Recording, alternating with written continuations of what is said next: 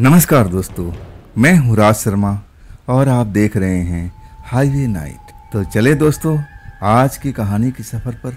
दोस्तों ये कहानी है विजेंद्र की।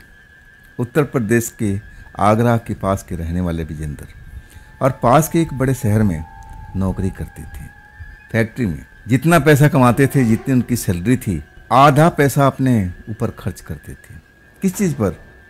कपड़े का शौक़ नहीं था, खाने पीने का शौक़ था उनको। दारू नशा खाने पीने पर अब इतना पैसा उड़ाते थे और पैसा कम नहीं कमाते थे, अच्छी खासी उनकी सैलरी थी। मेहनत करते थे और परिवार वाले उनको समझाते समझाते थक गए थे कि देखो विजेंद्र, तुम ऐसा करोगे तो घर परिवार कैसे चलेगा। अभी तुम्हारी शादी करना है, तब पैसा जोड़ोगे तभी तो हम शादी कर पाएंगे। लेकिन परिवार वालों को बातों को हमेशा इग्नोर करते थे, जैसा कोई अब मतलब ही नहीं परिवार वालों से। बस नशे में चूर रहते थे। लेकिन जब ड्यूटी जाते थे ना, तो कोई नशा पानी नहीं करते थे, बिल्कुल शांत रहते थे, अपने काम पर फोकस करते थे।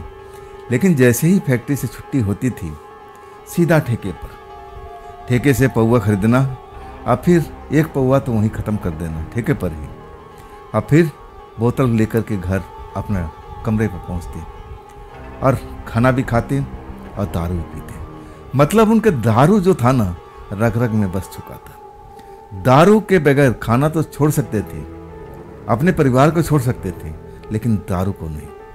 ऐसा दारू उनके अंदर अब बोल रहा था, चढ़ चढ़ करके उनकी हालात ऐसी हो चुकी थी। कई बार उन्होंने कोशिश भी किया था कि हम दारू को छोड़ देते हैं। परिवार वालों को अब बात सुनते सुनते तंग आ गए थे। लेकिन एक आध दिन छोड़ने के बाद फिर दारू उनको खींचने लगी, अपने आप को रोक नहीं पाए।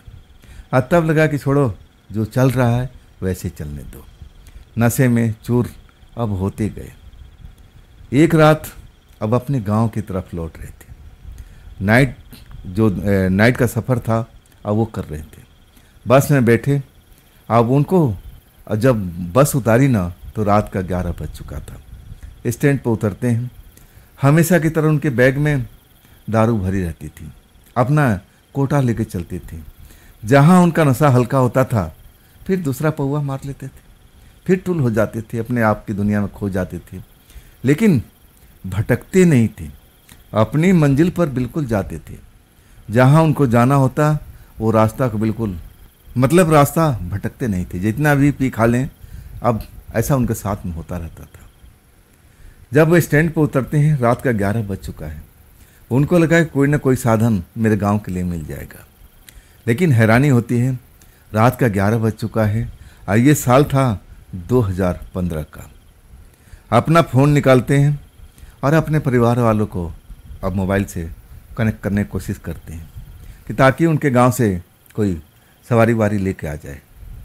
फ़ोन की घंटी बजती रहती है, लेकिन परिवार वाले फ़ोन नहीं उठाते। उनको लगा कि नशे में होगा और बड़बड़ाता होगा, चिक चिक करता होगा, क्योंकि नशा करने के बाद अपने गांव में अक्सर फ़ोन किया करते थे।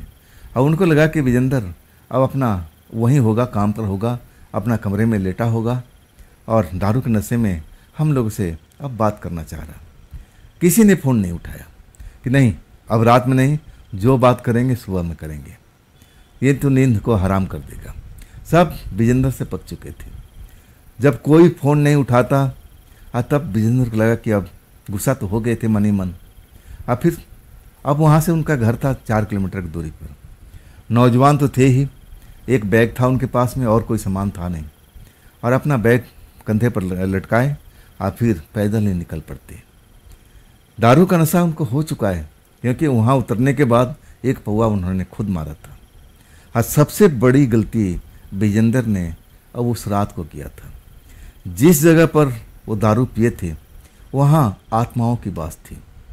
जैसे ही गंध फैलता है और आत्माएं अब आकर्षित हो जाती है, लेकिन विजेंद्र देख नहीं पाते हैं, अपने रास्ते की तरफ बढ़ने लगते हैं और वो आत्माएं उनका पीछा करने लगती हैं। विजेंद्र को तो पता भी नहीं लगता है। अब आत्माएं उनके साथ में खेलना शुरू कर देती हैं। विजेंद्र जब चलने लगते हैं, गांव का रास्ता भाई कौन नहीं जानता, आंख बंद करके भी अपने गांव में लोग पहुंच जाते हैं। कहते हैं, कहावत है। वैसे ही विजेंद्र के साथ में था। अब वो तो रात दिन का उनका रास्ता था गांव का, अब रास्ता जाना पहचाना। लेकिन जब रास्ता कुछ गड़बड़ लगने लगा ना, जब माहौल बदलने लगा रास्ता, तो समझ नहीं पा रहे कि आखिर हमारे रास्ता में तो ये चीज़ था ही नहीं, ये पेड़ तो था ही नहीं, ये बगीचा तो था ही नहीं, तो मैं हूँ कहाँ पर। विजेंद्र रुक जाते हैं, देखने की कोशिश करते हैं कि मैं हूँ कहाँ पर। अब वाकई में अपने रास्ते पर वो चल रहे थे सही, कुछ देर तक चले थे, लेकिन अचानक अब सब कुछ बदलाव होने लगा। जैसे लग रहा है कि एक नए रास्ते पर जा रहे हैं, इस रास्ते पर पहली बार आए हैं। भटक जाते हैं उसी में माया जाल में जो आत्माओं ने बिछा रखा है। उस माया जाल के अंदर में अब बुरी तरह से फंस जाते हैं। अब उनको समझ में नहीं आता कि मेरा घर कहाँ है, मेरा गांव कहाँ है, मैं जाऊं तो किधर जाऊं। जिधर जाते हैं गोल गोल घूमने लगते हैं और उस जगह पर देखते हैं तो आश्चर्य में पड़ जाते हैं कि अरे ये बगीचा यहाँ था नहीं, ये बड़े बड़े पेड़ यहाँ नहीं थे, और ये पानी का तालाब तो बिल्कुल नहीं था हमारे रास्ते पर। ये सब कहाँ आ गया, मैं कहाँ आ गया। नशे में होने के बावजूद उनको अब शंका हो जाता है कि मेरे साथ में कुछ धोखा हो गया है, मैं रास्ता भटक चुका हूँ और मैं गलत रास्ते पर जा रहा हूँ। अब उस जगह से निकलने की कोशिश करते हैं विजेंद्र जी, लेकिन निकल नहीं पाते। तब एक बूढ़ा अब उनको नजर आता है, जो रोड के किनारे बैठा हुआ अब विजेंद्र की तरफ देख रहा है। जब उस बूढ़े को देखते हैं तब विजेंद्र उसके पास पहुंच जाते हैं। कहते हैं, बाबा मैं रास्ता भटक गया हूँ, मेरा गांव का नाम ये है, अब मैं उस जगह पर जा रहा था, लेकिन ये मेरे साथ में न जाने क्या हो रहा है, मैं अपने गांव के रास्ता पर जा ही नहीं पा रहा हूँ। तब वो बूढ़ा कहता है कि हाँ बेटे, अब रात के टाइम में अक्सर हो जाता है, लोग बाग गुम जाते हैं, अपनी मंजिल पर पहुंच नहीं पाते। तुम्हारे साथ भी यही खेल हो गया है, अब तुम आसानी से निकल नहीं पाओगे। अगर तुम्हें अपनी जान बचानी है ना, तो मेरे साथ अब चलना पड़ेगा, तब मैं तुम्हें इस माया जाल से निकाल दूंगा।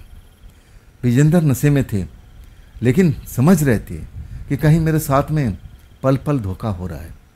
पहले तो मैं अपने रास्ते पर था, बिल्कुल अपने गांव का रास्ता था, मैं जानता था, पहचानता था, और अचानक मैं गलत रास्ते पर मुड़ गया। मैं कहाँ आ गया हूँ, ये बूढ़ा कौन है, मुझे कहाँ कैसे लेके निकालेगा, कौन है ये। बूढ़ा से कहते हैं कि बाबा आप कौन हो और आप मुझे कैसे निकाल दोगे। तब बूढ़ा हंसने लगा और कहने लगा कि देखो बेटा, मैं एक आत्मा हूँ। मैं अब तुम अब या तो भूत समझ सकते हो तुम्हें, अब तुम प्रेत समझ सकते हो अपनी भाषा में, लेकिन मैं एक आत्मा हूँ, अब मैं तुम्हारी मदद कर सकता हूँ। तुम एक अब ऐसे माया जाल में फंस गए हो कि तुम निकल नहीं पाओगे। जो शक्ति तुम्हारे पीछे लगी हुई है, अब उसका काम है वो कर रही है, तुम्हें वो मौत के मुंह में अब लेके जा रही है और तुम उस मौत के मुंह की तरफ बढ़ते चले जा रहे हो। जब ये सब सुनते हैं विजेंद्र जी, नशा एकदम उतर जाता है। बाबा का पाँव पकड़ लेते हैं कि बाबा मुझे अब इस रास्ता से बाहर निकाल दीजिए, मुझे अपने गांव वाला रास्ता पकड़ दीजिए। तब बूढ़ा कहता है कि बेटा मैं तो इसलिए कह रहा हूँ कि तुम मेरे पीछे पीछे चलो, मैं तुम्हें निकालने का भरपूर प्रयत्न करूँगा। और फिर विजेंद्र जी उस बूढ़ा इंसान के पीछे पीछे चलने लगते हैं। जब कुछ दूर पहुँच जाते हैं तब वहाँ पर आंधी जैसे चलने लगती है। रात की अब अंधेरी रात तो नहीं थी, चांदनी रात थी, और ज़ोर ज़ोर से हवाएं चलने लगी और हवाओं में ऐसे खौफनाक खौफनाक चेहरे विजेंद्र को दिखाई देने लगे। एकदम डर जाते विजेंद्र बाबा के पास आके चिपक जाते हैं कि बाबा देखो ना, ये देखो कैसे कैसे लोग दिखाई दे रहे हैं, कैसे कैसे चेहरा नज़र आ रहा है। बाबा हंसने लगते हैं और कहते हैं बेटा तुम्हें उस जगह पर बैठ करके उन आत्माओं का मजाक नहीं उड़ाना चाहिए था। बाबा कहने लगे मैंने कौन सा मजाक उड़ाया बाबा, मैं तो कुछ किया नहीं। और तब बाबा मुस्कुराते हुए कहने लगे कि तुमने मजाक उड़ाया है, तुम उस जगह पर दारू पिया है। अब समझ में आ गया विजेंद्र जी को कि अच्छा ये सारा खेल दारू का है। हाँ मैं बस स्टॉप के पास में बैठ के दारू पिया था। अपनी गलती को याद करते हैं और तब बाबा से कहते हैं कि हाँ बाबा मुझसे गलती हो गई, क्या उस जगह पर दारू नहीं पीना चाहिए था। और तब बाबा कहते हैं कि उस जगह क्या, अब ऐसी अनजान जगहों पर बिल्कुल दारू का सेवन तो करना ही नहीं चाहिए। करना भी चाहिए तो सोच समझ करके। अब विजेंद्र जो सेन थे ना, वो बिल्कुल समझ नहीं पा रहे थे कि बाबा क्या समझाना चाह रहे थे ना। अब उनके सोचने समझने की शक्ति थी उनके अंदर में, डर से व्याप्त थे। बार बार ऐसा ऐसा भयानक चेहरा नजर आता था रास्ते में चलते हुए, लेकिन बाबा के साथ चिपक के चल रहे थे। अब बाबा कह रहे थे कि अब तुम डरो ना, तुम मेरी शरण में हो, मैं तुम्हें बाहर निकाल दूंगा, तुम चिंता मत करो। लेकिन ये आत्माएं तुम्हें आसानी से छोड़ने वाली नहीं है, ये लास्ट तक तुम्हारे पीछा करती रहेगी। तुम बिल्कुल डरना नहीं, अगर तुम डरोगे ना तो तुम्हारे साथ कुछ बुरा भी हो सकता है। बाबा समझाते हुए और विजेंद्र उनके पीछे पीछे चलते रहे। कितना देर देर चले विजेंद्र को कुछ याद नहीं है, बस याद था कि बाबा अब उनको धकेले जोर से कि जा अब तू बाहर निकल जा। और उसके बाद विजेंद्र बताते हैं कि मैं तो बेहोश हो गया था, मुझे कुछ भी याद नहीं था। जब सुबह रास्ते पर राहगीर चलने लगे और तब मुझे गांव का एक शख्स जो था पहचानता था, और तब मुझे उठाने लगा। वो भी जानता था कि मैं नशेड़ी हूँ, और मुझे उठा कहने लगा विजेंद्र इतना पी लेते हो कि रास्ते में कहीं पर गिर के बेहोश हो जाते हो। और तब कहते हैं विजेंद्र कि मुझे होश आया था, और मैं एकदम डर गया था। रात में जो मेरे साथ में खौफनाक घटना हुई थी, और इसके बाद तो मेरा रोम रोम कांप गया था। उस बाबा का कहा हुआ बात मुझे याद आ रही थी कि बेटा ऐसी जगह पर कभी दारू नहीं पीना चाहिए।